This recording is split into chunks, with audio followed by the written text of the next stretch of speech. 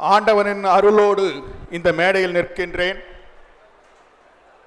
நான் பிறந்த பயனை இன்று பெற்றுவிட்டேன். ஆண்டவனின் திருமணத்தை பார்த்ததில் இதற்காக தான் நாம் உலகத்தில் பிறந்தோம். நிறைய பேர் கேட்கிறார்கள், ஆண்டவன் எங்கே இருக்கின்றார் என்று. தூணில் இருப்பார், துரும்பிலும் இருப்பார் என்பார்கள். ஒரு முறை ஒரு மனிதன் ஆண்டவனை சந்தித்தாராம்.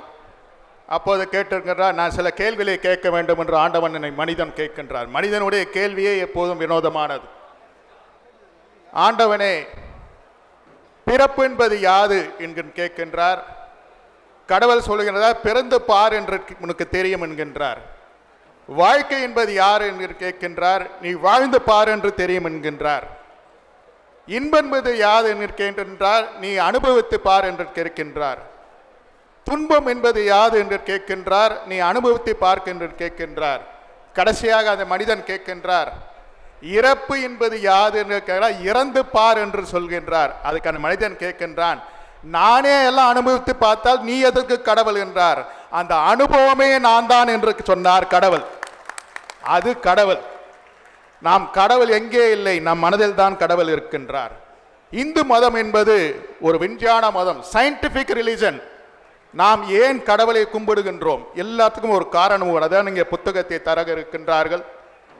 எதற்காக தினமும் கடவுளை கும்பிடுகின்றோம்? நாம் நமக்கே எடுத்துக்கொள்ளும் உறுதிமொழி. இந்து மதம் என்ன? நீ மகிழ்ச்சியாக இரு, உன் குடும்ப மகிழ்ச்சியாக இருக்க வேண்டும், நாடு மகிழ்ச்சியாக இருக்க வேண்டும், நல்லவர்களாக இருக்க வேண்டும், உடல் நலத்தோடு இருக்க வேண்டும். தோப்பு கரணம் என்பது என்ன? சூப்பர் யோகா.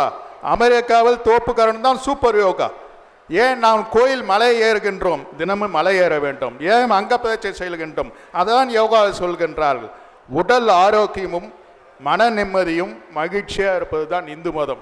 நமக்கு என்னைக்கொண்டாம் கோயிலுக்கு போகலாம், வார 7 நாளும் கோயிலுக்கு போகலாம். ஒரு மாதத்தில் ஒரு நாள் தான் கோயிலுக்கு போக முடியும். நம்ம இஷ்டப்பட்டவெல்லாம் போகலாம், இஷ்டப்பட்ட பேரெல்லாம் சாமியை கும்பிடலாம். அதனால் இந்து மதத்தை பற்றி தெரிந்தவர்கள் அடுத்த தலைமுறைக்கு சொல்லித்தர வேண்டும். நிறைய இன்னைக்கு இளைஞர்கள் இல்லை, அதை நான் கேட்டுக்கொண்டிருக்கிறேன்.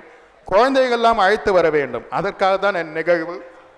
ஏனென்றால் நிறைய பேருக்கு நெகட்டிவ்னு சொல்லுவாங்க. நெகட்டிவ் ஆட்டிடியூட், பாசிட்டிவ் ஆட்டிடியூட், எதுவுமே நெகட்டிவாக பார்ப்பாங்க. ஒரு முறை முனிவரோடும் அவர் சீடர் சென்றார். எனக்கு வாழ்க்கையில் நான் தோல்வியை சந்திக்கின்றேன், ஏன் என்று கேட்கின்றார். அந்த முனிவர் ஒரு லட்டை கொடுக்கின்றார். நீ சாப்பிடுகின்றார், இனிப்பாக இருக்கின்றது. 2வது லட்டை கொடுக்கின்றார், அதுவும் இனிப்பாக இருக்கின்றது. 3வது லட்டை கொடுக்கின்றார், அதுவும் இனிப்பாக இருக்கின்றது. கொடுத்து கொண்டே இருக்கார். 10 லட்டுக்கு மேலே ஆகிவிட்டது. அவரால் சாப்பிட முடியவில்லை.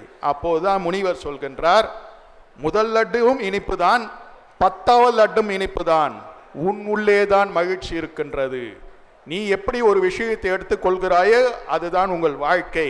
அதனால் வாழ்க்கை என்பது வெளியே இல்லை, உள்ளே தான் இருக்கின்றது என்று கூறிக்கொண்டு இந்த ஆண்டவனுடைய பொற்பாதங்களை வணங்கி விடைபெறுகின்றேன். நன்றி, வணக்கம்.